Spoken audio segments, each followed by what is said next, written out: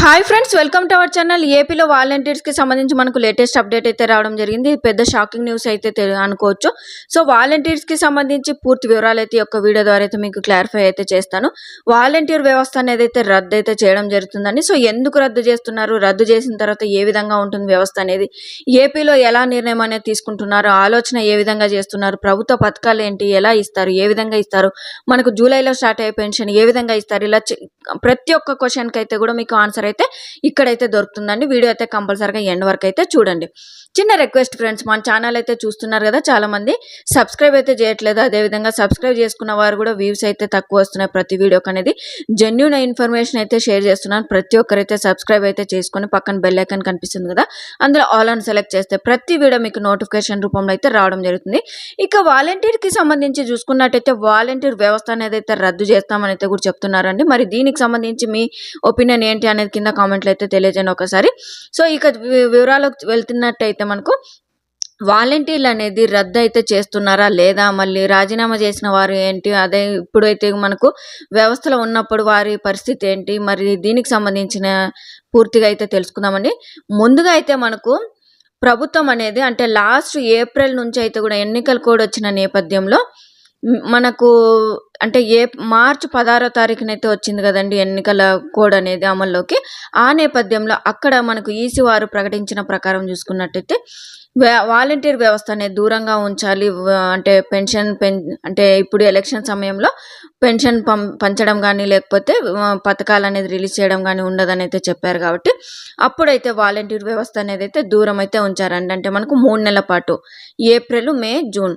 అదే కాకుండా మనకు మే 13వ తారీఖునైతే ఎలక్షన్ అనేది వచ్చింది. కాబట్టి ఆ రోజైతే ఎలక్షన్ వేసేసి జూన్ 4వ తారీఖునైతే రిజల్ట్ అనేది వచ్చింది. కాబట్టి ఇక 3 నెలలు అనేది అయితే వ్యవస్థ అనేది అయితే కంప్లీట్గా పక్కనైతే పెట్టేశారండి. సో దాని తర్వాత ఇప్పుడు మనకు ప్రధాన పాత్ర ఏంటి అంటే జూలై నెల పెన్షన్ అనేది ఎవరు ఇస్తారు అనేది అయితే కూడా అప్డేట్ అయితే ఇంకా రావాల్సిందని అయితే అనుకుంటున్నారు. సో మరి ఇప్పుడు వచ్చిన అప్డేట్ చూసుకున్నట్టయితే జూలై నెల పెన్షన్కి సంబంధించి చూసుకున్నట్టయితే మనకు ఈ యొక్క వ్యవస్థ అంటే వాలంటీర్కి సంబంధించి, సచివాలయంకి సంబంధించి ప్రతి ఒక్కరికి సంబంధించి ఒక శాఖ అయితే నిర్ణయించారు.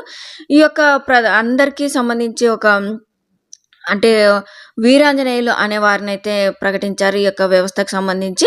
సో వారైతే ప్రకటించిన ప్రకారం చూసుకున్నట్టయితే జూలై నెల పెన్షన్ అనేది సచివాలయ సిబ్బందుల ద్వారా మనకు పెన్షన్ అయితే పంపిణీ చేస్తామని అయితే చెప్పారండి. ఇంటికే వచ్చి పెన్షన్ అయితే పంపిణీ చేస్తామని అయితే చెప్పారండి. ఇదైతే క్లారిఫికేషన్ అయితే రావడం జరిగింది. ఇక అంటే వాలంటీర్ వ్యవస్థ ఏ విధంగా ఉంటుంది, మరి రాజీనామా చేసిన వారి పరిస్థితి ఏంటి, మళ్ళీ తీసుకుంటారా అనేది అయితే అడుగుతున్నారు. సో మనకి ఇక్కడ వచ్చిన ప్రకారం అప్డేట్ ప్రకారం చూసుకున్నట్టయితే అంటే మనకు లాస్ట్ 2-3 డేస్ అనేది అయితే సమావేశాలు అయితే జరిగాయి. ప్రతి ఒక్కరికైతే మంత్రులు సమావేశాలు అయితే చేశారు. సో ఆ యొక్క సమావేశంలో ఈ యొక్క ప్రకటన అయితే చేశారంటే వాలంటీర్ వ్యవస్థ అనేది అయితే రద్దు చేస్తారా లేదా అని అయితే క్లారిటీగా అయితే చెప్పలేదు. కానీ మనకు వచ్చిన అప్డేట్ ఏంటంటే అంటే పెన్షన్ అనేది అయితే ఇంటికే వచ్చి ఇస్తారు. కాకపోతే అంటే సచివాలయంలో వెల్ఫేర్ వాళ్ళు ఉంటారు కదా సిబ్బందులు, వాళ్ళ ద్వారా పెన్షన్ అయితే ఇంటికే వచ్చి పెన్షన్ అర్హత ఉన్న వారికి అయితే ఇస్తామని అయితే చెప్పారు. ఇక్కడ మనకు తెలియాల్సిన విషయం ఏంటంటే వాలంటీర్స్ అనేది ఎక్కడ ప్రస్తావన అయితే లేదు. కాబట్టి వాలంటీర్స్ అయితే జూలై నెలలో అయితే కూడా తీసుకోరండి వ్యవస్థలోకి. ఇక మనకు ఇండైరెక్ట్గా చెప్పాలి అంటే ఈ యొక్క వ్యవస్థను అయితే రద్దు చేస్తున్నట్టయితే చెప్పారండి.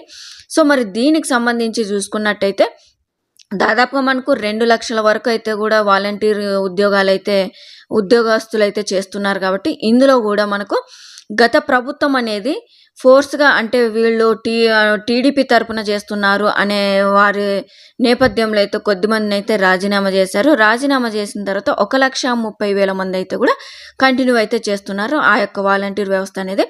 సో వారిని కూడా ఇప్పుడు ఏ విధంగా పరిస్థితి ఉంది అనేది అయితే తెలియాల్సి ఉంది.